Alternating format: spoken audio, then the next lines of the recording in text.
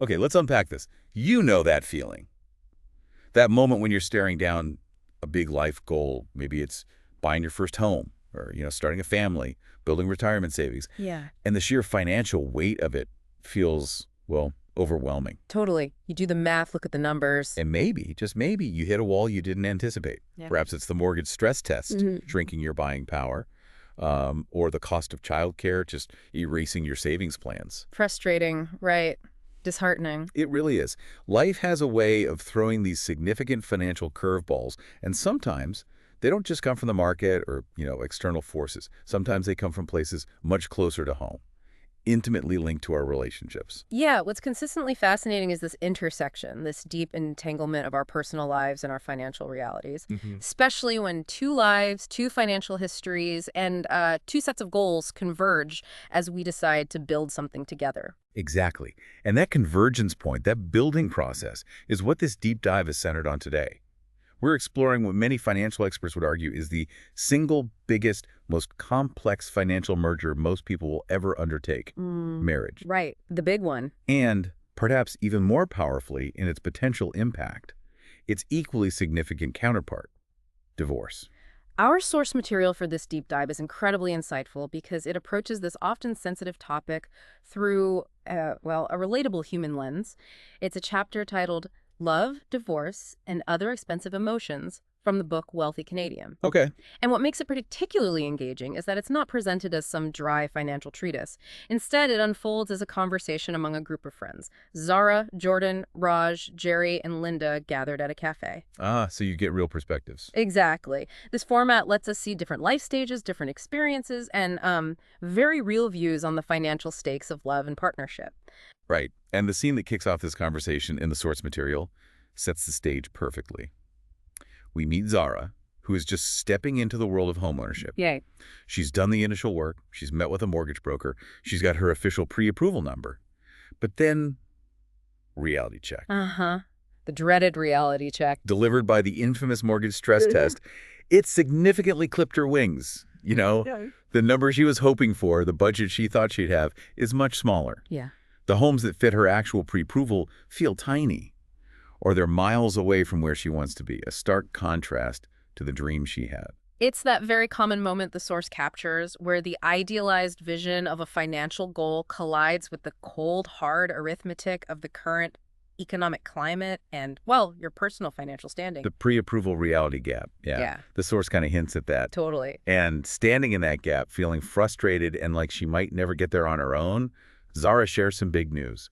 She's just started a new relationship. It's early, it's exciting, they're clicking, and they're starting to share those hopeful, future-oriented dreams. And in the midst of her home-buying frustration, a thought sparks. Uh-oh. Yeah, a thought many people have when a relationship starts getting serious. Hey, if we're a team, if we're building a life together, if we combine our incomes, all this money stuff. It's like the down payment. The mortgage, Yeah. the sheer cost of things. Yeah. It just gets easier, right? It just works out when you're together. The it'll just work out assumption. There's this natural assumption that two incomes automatically solve the problems of one. And this is where the narrative in the source becomes incredibly telling, drawing on the accumulated wisdom and, let's face it, scars of the other friends at the table. You can almost feel it. You can practically feel the air shift. There's Jerry, clearing his throat subtly. Raj gives that tight, knowing smile that doesn't quite reach his eyes. And Linda, perhaps the most outwardly expressive in this moment, deliberately sets her coffee cup down with a sharp, final clink. Oof, that clink. It's the sound of optimism meeting experience, right? That clink resonates, doesn't it? It's the sound of unspoken financial history. And then Linda delivers those two words that immediately signal to Zara and to us reading the source that this optimistic assumption might be overlooking some critical, potentially painful details. Oh, honey, no. Wow. Delivered with a weariness that speaks volumes, it immediately serves as a gentle yet firm warning that Zara's belief that combining lives simply makes money work out is perhaps a touch naive. Needs a reality check. Needs a significant dose of reality, yeah. Exactly. And that's when Jordan, often the more pragmatic voice in the group from the source, steps in. Jordan helps frame the discussion, acknowledging Zara's initial reaction. Which is understandable. Right, that talking about the potential for divorce or considering something like a prenuptial agreement feels inherently cynical and unromantic. It does, doesn't it? It feels, as Zara puts it, like planning a car crash the day you drive a new car off the lot. Why bring up failure when you're just starting something beautiful? And this is where Jordan introduces that really effective analogy from the source, the idea of fire insurance. Okay, I like this. You don't buy fire insurance for your home because you expect your house to burn down next week. No, of course not. You buy it as a pragmatic, rational disaster recovery plan. It's protection you put in place when you are calm, clear-headed, and rational, just in case the unthinkable happens down the line. And framed that way, a marriage contract or a prenup becomes understandable. It's not a prediction of failure, it's a financial fire extinguisher. Exactly, a financial fire extinguisher. It's a plan you make when you are happy, in love, and thinking rationally, ensuring that if the emotional house ever starts to burn down in the future, you have a predetermined, less adversarial path to recovery. It's about being prepared for potential risks, not assuming the worst. It's about ensuring that if the partnership, for whatever reason, dissolves, the process doesn't also lead to complete financial ruin and protracted conflict. Which only exacerbates the emotional pain, right? Right. So our mission in this deep dive is to take this incredibly rich source material and unpack it piece by piece for you, our listener. We're going to use the stories and insights from this cafe conversation to explore the very real, tangible financial benefits, the incredible financial superpowers, as Jordan phrases it, that a strong communicative partnership can unlock. But we also have to look at the other side. But we are also going to squarely confront the potentially devastating financial consequences that can arise from a breakup, especially when that crucial foundation of financial communication and transparency is missing. Yeah. By understanding both the immense upside and the serious potential downside, the goal is to help you think about how you can build a truly robust, resilient financial life, whether you're currently in a partnership, considering one in the future, or even navigating the aftermath of one. It's about gaining that comprehensive perspective, seeing the potential for incredible growth and stability, while also understanding and hopefully mitigating the risks of significant financial loss. Okay, let's shift gears slightly from the initial note of caution and lean into the optimistic side, because the source material is clear. When done right, a strong marriage, a true partnership, can indeed be an incredible financial superpower. Jordan stresses this point in the source. It has to be a true partnership, though, a team effort. Right, not just sharing an address. Exactly, for these benefits to fully materialize. And when it is a true partnership, there are very real, very tangible financial advantages. Okay, like what? Absolutely. Well, the most immediate and perhaps most intuitive benefit, the source points out, is the power of shared expenses. Makes sense. It's simple arithmetic initially, but the impact is significant. Instead of two individuals each paying rent or a mortgage for two separate living spaces, you consolidate into paying just one. Right. One hydro bill, one internet plan. One set of property taxes or tenant insurance instead of two of everything. And that instantly reduces what the source calls financial friction.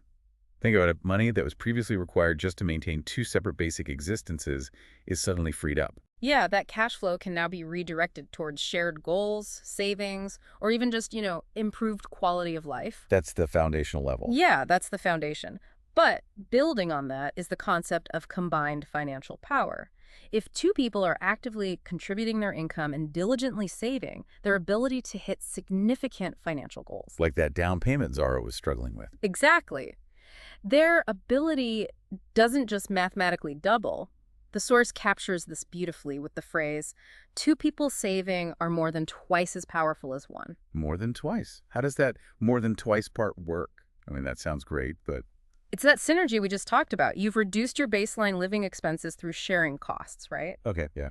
Now, the money you're each individually saving on top of those separate costs is combined. Wow. So maybe each partner was saving, say, $500 a month alone. That's $1,000 total.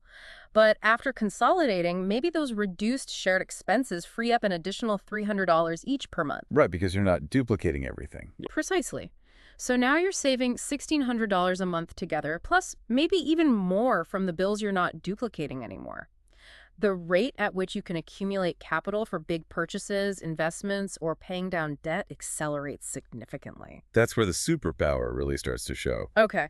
And then there are the tax benefits. It's interesting how the tax system in many places, including Canada, is structured to offer incentives for being a combined unit. Yeah, the government likes stability, I guess. The source specifically mentions several ways married or common law partners can reduce their overall tax burden. Like what sort of things? They highlight things like the ability to combine donation receipts. Oh, interesting. Yeah, so you might reach donation tax credit thresholds faster or access higher credit rates together than you could alone. Okay. The same goes for medical expenses. Combining them makes it easier to exceed the required percentage of income to claim those credits. Right, because that threshold can be hard to hit individually. Definitely.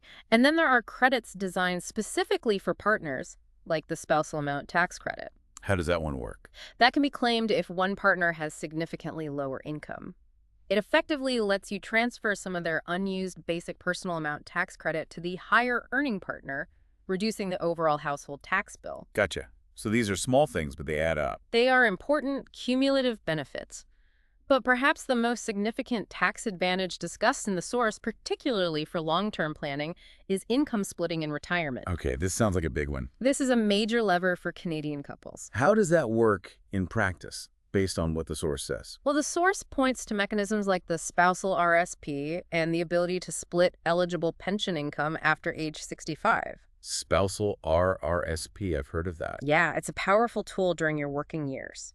One partner, typically the one earning more and in a higher marginal tax bracket, contributes to an RRSP account that is legally owned by their spouse. So wait, the higher earner puts money in, but it's the spouse's account. Exactly. The higher earner gets the tax deduction now at their higher rate, reducing their current tax bill. Okay, good for them now. But the money is growing in the spouse's account.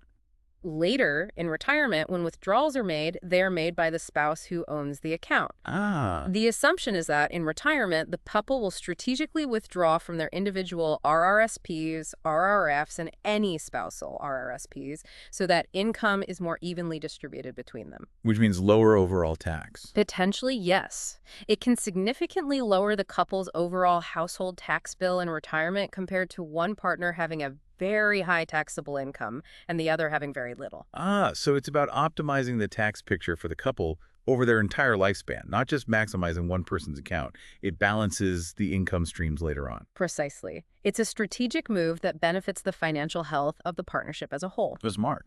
And finally, the source emphasizes the invaluable, though harder to quantify, benefit of emotional and financial support that built-in safety net. This is huge, isn't it? It's Yeah. not just numbers. Not at all. Think about the examples they raise in the source. One partner unexpectedly loses a job, Yeah.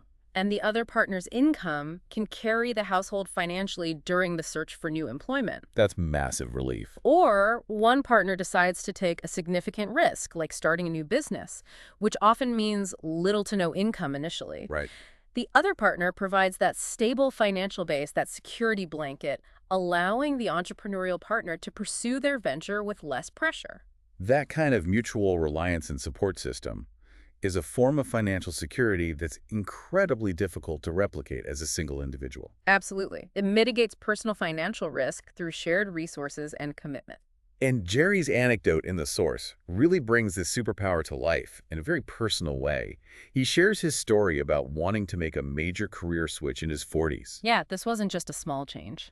No, it meant taking a substantial pay cut, potentially for a couple of years, to gain experience in a new field, a big risk. He describes the critical moment, sitting down with his wife, Martha, at their kitchen table. He wasn't hiding anything. He laid out all the numbers. Had to be nerve-wracking. For sure.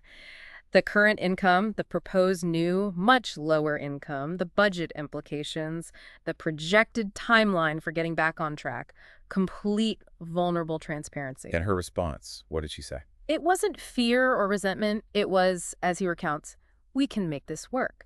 I'll pick up some extra shifts at her job. Your dream is our dream. Wow. Your dream is our dream. That's powerful. That phrase, drawn directly from Jerry's telling in the source, encapsulates the essence of a true financial partnership and its superpower.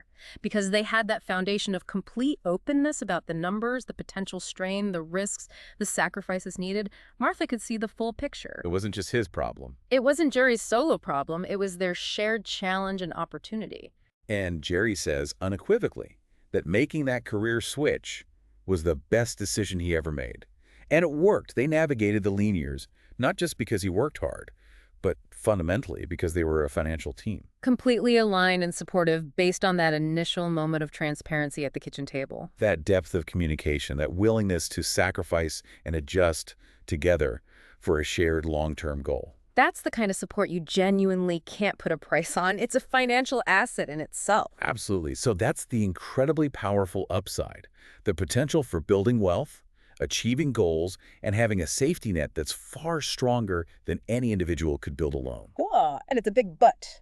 As Jordan wisely pivots the conversation in the source, if that foundational layer, that crucial communication, that transparency Jerry and Martha had is missing, if you don't operate as a true financial team, Then the flip side can be brutal. the financial consequences of a breakup, of the partnership dissolving, can be, as Jordan puts it, devastating. And this is where Linda's story in the source material serves as a stark, necessary counterpoint to Jerry's. Okay.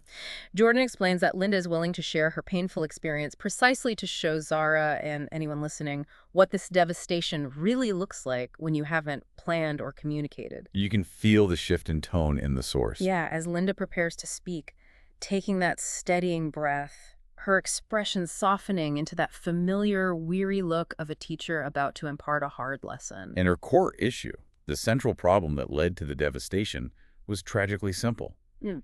She and her ex-husband never talked about money. Ever. It wasn't just uncomfortable, it was taboo. They had an unspoken division of labor.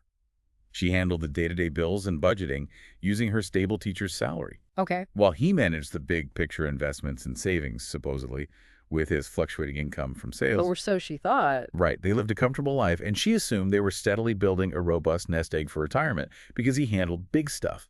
A silent arrangement built on assumption, which the source shows is incredibly dangerous.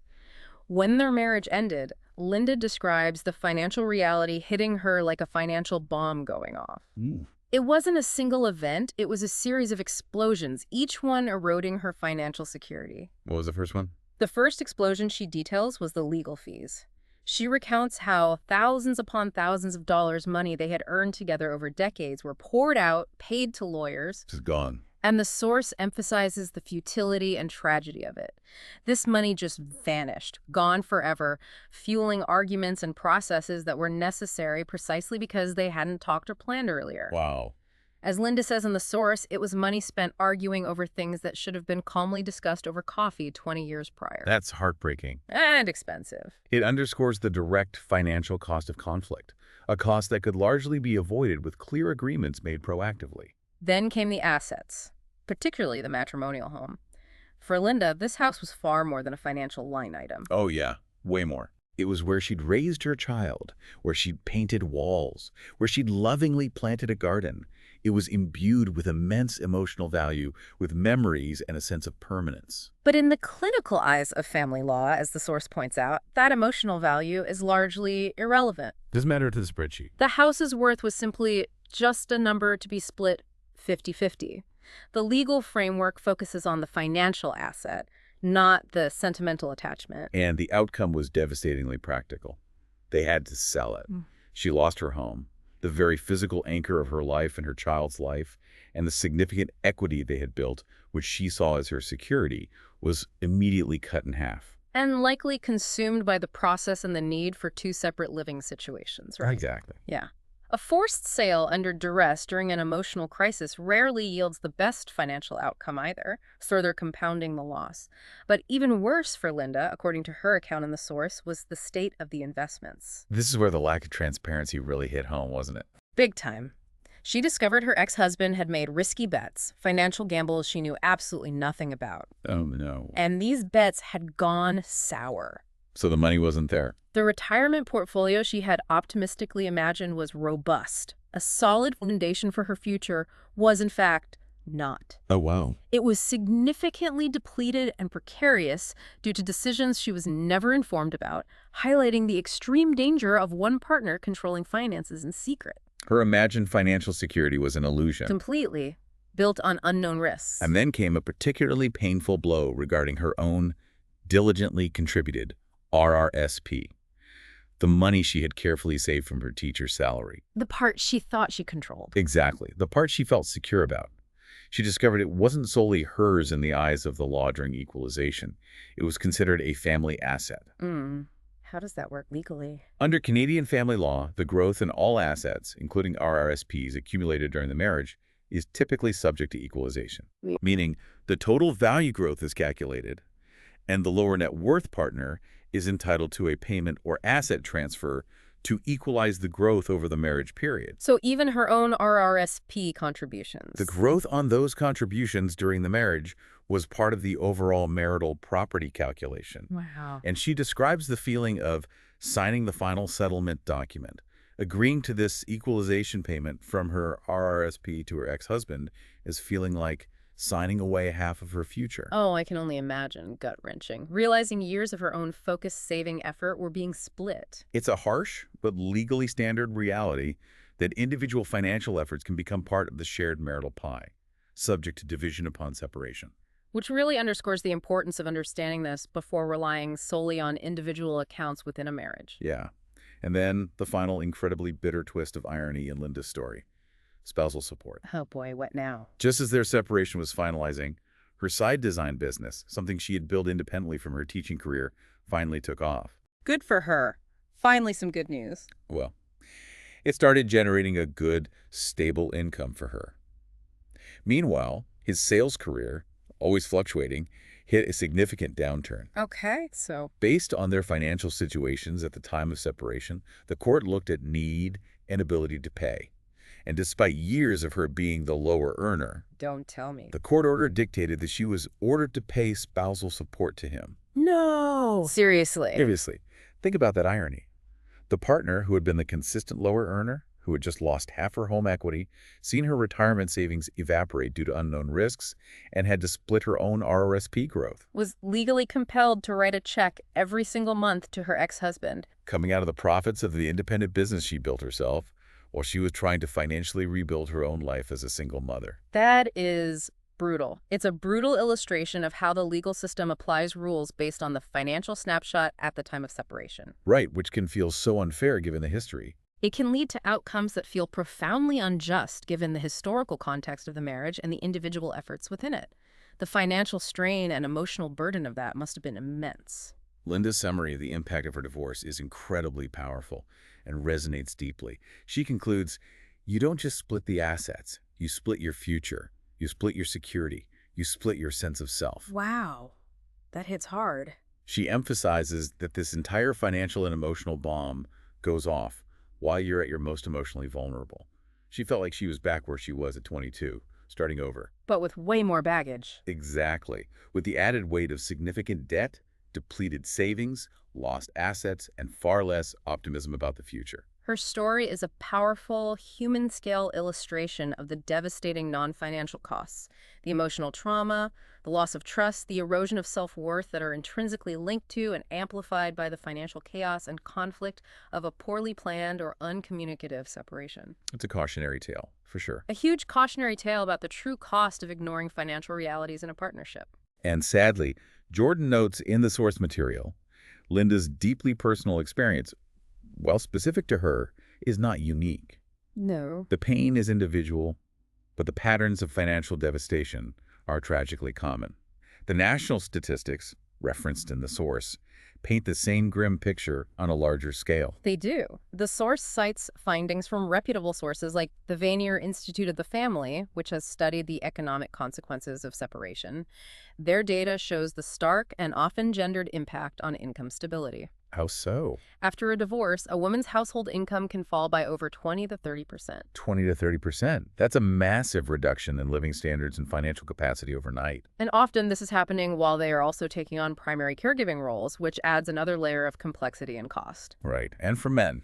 In contrast, the statistics show that a man's household income often remains stable or even increases slightly after divorce. Wow. Why the disparity? It highlights complex societal factors, historical differences in earning potential, career trajectories impacted by family responsibilities, and how the legal system's rules around income and assets interact with these realities. And then there's the overall impact on accumulated wealth, on net worth. The mathematical reality is harsh, isn't it? It is. Taking one household's accumulated assets, maybe a home, investments, savings, splitting them, and then requiring those two individuals to set up and support two entirely separate households. Yeah, It is, as the source puts it, a mathematical recipe for wealth destruction. because you're duplicating everything again. You have duplicate housing costs, duplicate utility bills, duplicate everything. Even with equal assets split, those assets now have to stretch to fund two independent lives, often leading to both parties taking a massive hit to their overall net worth compared to what they could have built together. And retirement savings, as Linda's story illustrated so vividly, are often one of the biggest casualties. Definitely. The source mentions a CIBC survey finding that divorced individuals are significantly less likely to feel prepared for retirement. That makes perfect sense. Well, yeah, you might lose half of the assets accumulated during the marriage, including retirement funds, through the equalization process. And you lose time. And critically, you lose half of the remaining time before retirement for whatever savings you do have to compound and grow. Right. Less money, less time for it to grow. We're trying to rebuild your nest egg from a smaller base with a shorter timeline. The power of compound interest, which is key to retirement security, is severely diminished. So the personal stories of devastation are absolutely backed up by the cold, hard statistics.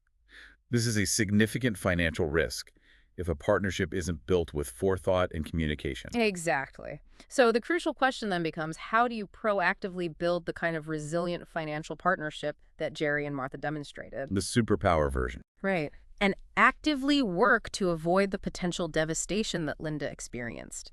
This isn't about luck. It requires deliberate effort, transparency, and a plan. Okay, so what's the plan? Jordan, drawing on the collective wisdom at the cafe table, lays out a roadmap in the source material. A roadmap. Good. Step 1. Step 1 on this roadmap, the pre-merger due diligence.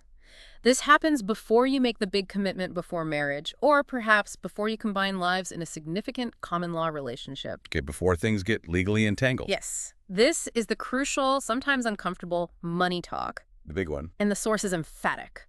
This talk needs to involve full financial disclosure, not just a vague overview. You need to lay it all out on the table. Everything. The source lists exactly what needs to be shared. Yep. Your income, yes, but also all your debts, every student loan, every credit card balance, every car loan, your credit scores. Credit scores too, wow. Yes, your actual spending habits, not just what you wish they were, but how you actually spend your money. And crucially, your financial goals, both individual and shared. It's like the analogy used in the source. Turning on all the lights so there are no scary monsters hiding in the financial closet. Exactly that. No secrets, no hidden accounts, no undisclosed debts, no surprises about spending patterns. It's about building trust through complete vulnerability about your financial past and present. And part of this step is discussing your money personalities. Yeah, absolutely. Are you naturally a saver who agonizes over every purchase? Is your partner a more relaxed spender who sees money as a tool for enjoyment? One's a spreadsheet warrior, the other's not. Maybe. Are you a risk taker with investments while your partner prefers conservative safety? Recognizing these differences up front isn't about finding a clone.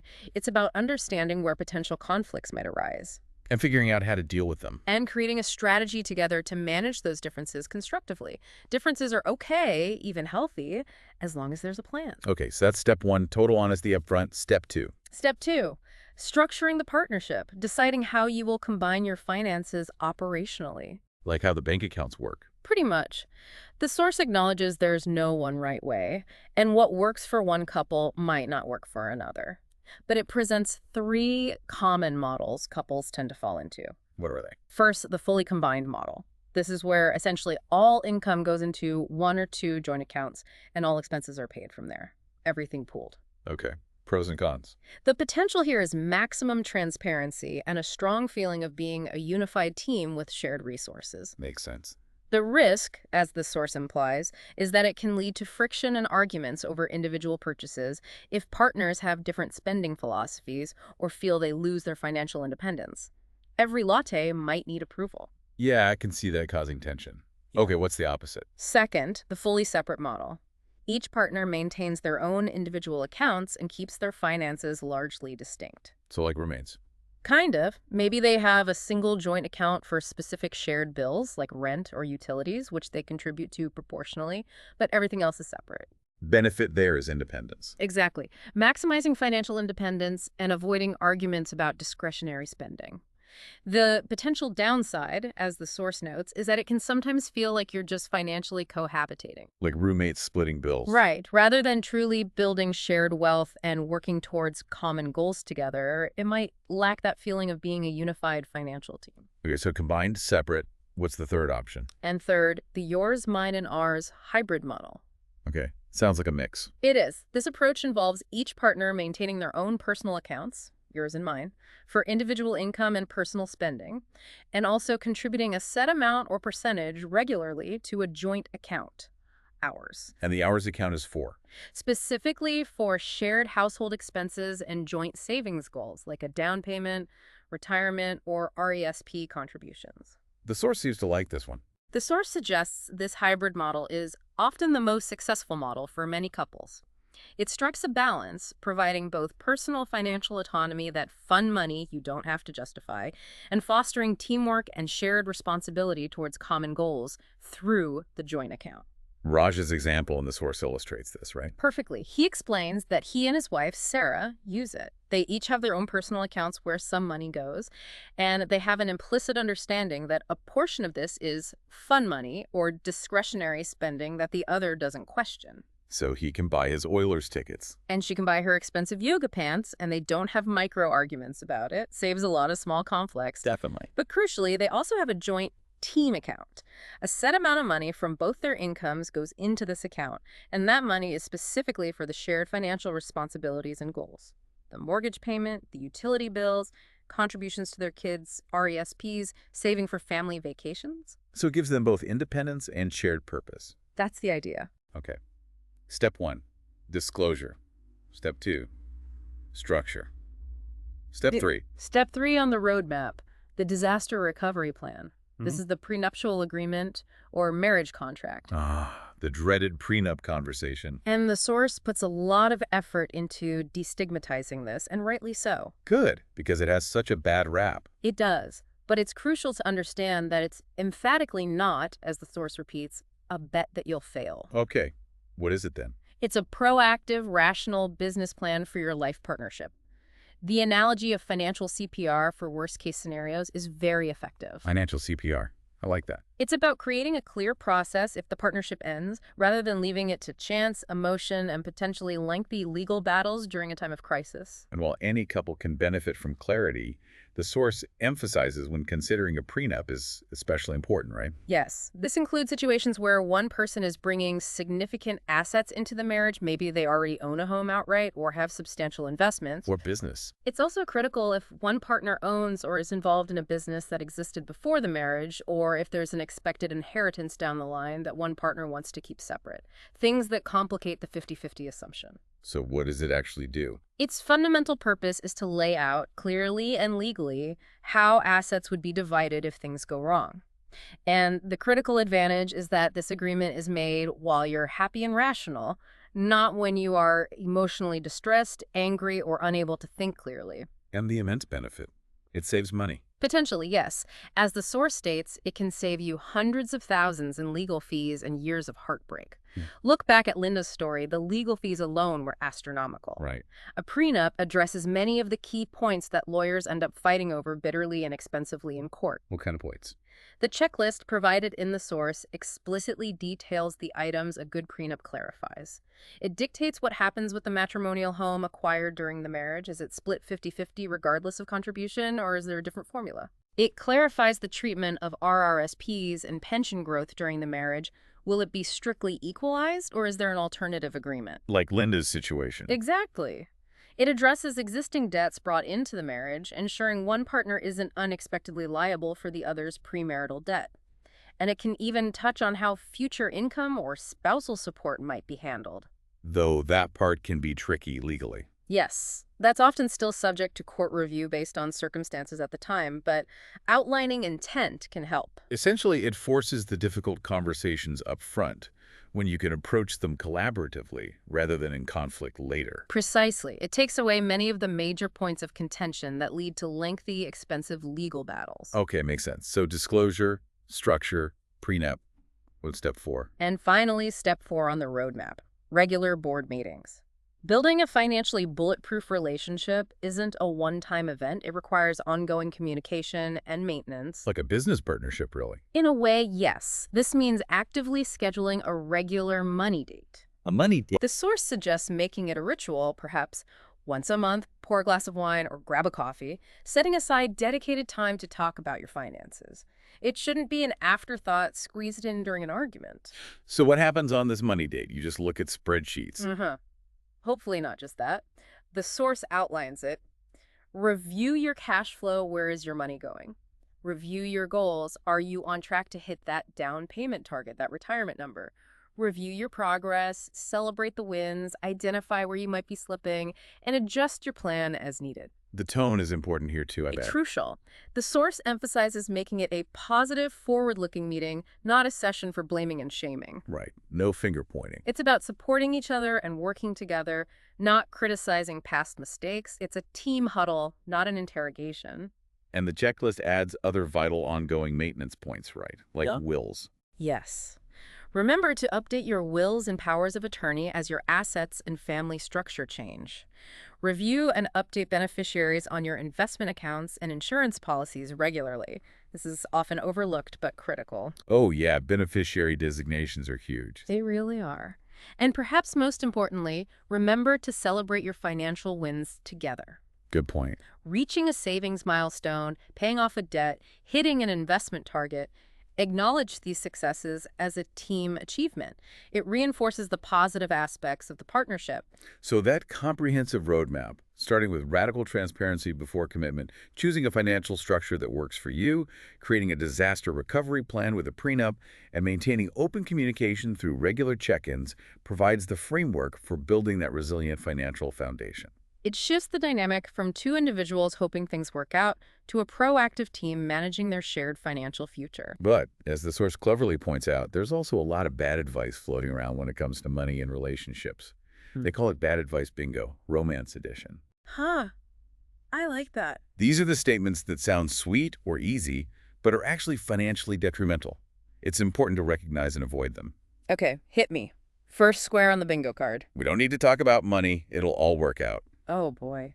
Why is that so dangerous? Because, as the source bluntly states, it won't. Communication is cheaper than a divorce lawyer. Point taken. Money is one of the leading causes of conflict and stress in relationships. Ignoring it doesn't make the problems disappear. It just lets them fester and grow until they become much harder and more expensive to solve. Okay. Next piece of bad advice. Prenups are for rich people and pessimists. We already debunked this, but why is it wrong again? Because, nope, they're for smart people who know life is unpredictable. Life throws curveballs at everyone, regardless of their income bracket. A prenup is about planning for uncertainty, not predicting unhappiness. It protects both partners by providing clarity. Exactly. Another red flag. Once we're married, everything is 50-50. Sounds fair, but what's the danger? Legally? Maybe. Emotionally. Get ready for resentment if you're not aligned. While the law might view marital assets as 50-50 for division, a partnership where one person feels they contribute significantly more, or that the other is reckless, or where goals aren't shared, can breed deep resentment. Even if everything is legally split down the middle? Yeah. Financial partnership requires emotional alignment, not just legal equality. Okay, what else is on the card? A particularly insidious one. I'll just handle the finances, it's easier that way. Ooh, the control move. Why is that a problem? Because transparency is teamwork, secrets, sabotage. When one person controls everything, the other is left in the dark, vulnerable to unknown risks. Like Linda was. Exactly. It creates an unhealthy power imbalance and removes the opportunity for collaborative decision-making and shared understanding. Got it. Last one. And finally, a point particularly relevant in Canada. We're common law, but that doesn't count. Whoa, that is highly dangerous advice. Right. As the source emphasizes, in Canada, it very much counts, especially for property and pensions.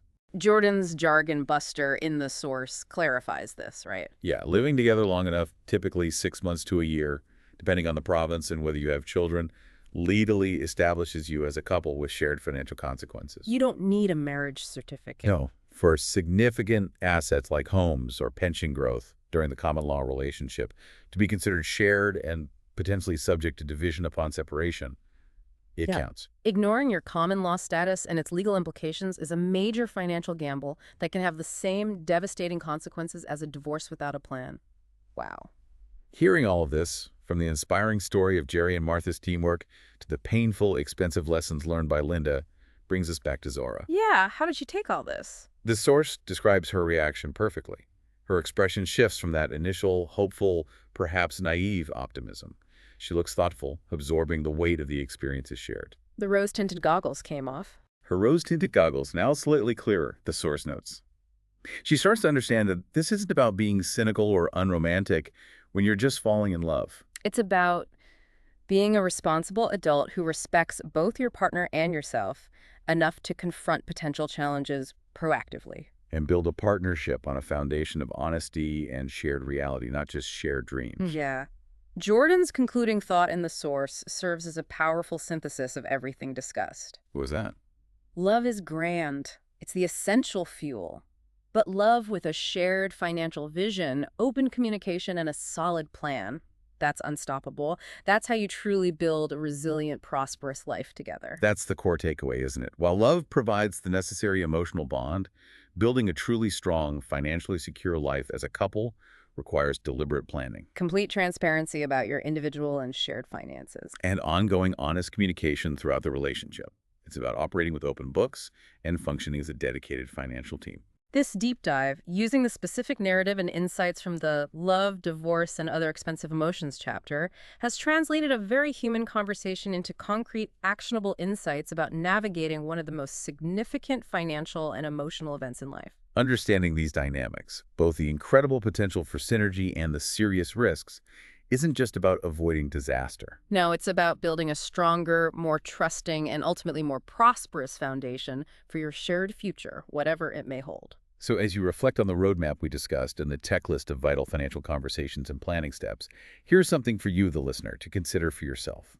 Which item on that checklist, whether it's full financial disclosure, choosing a financial structure model, the idea of a prenup, or committing to regular money dates, feels the most challenging to implement in a real-life romantic relationship, and why might that be? Or perhaps flipping that around. How can you envision initiating the conversation about money and these potential future complexities with a partner in a way that feels collaborative and positive rather than creating tension or feeling like an accusation? How do you start that talk? Some important questions to ponder as you navigate your own relationships and financial journey. Thank you for joining us for this deep dive into the financial realities of partnership. We'll catch you on the next one.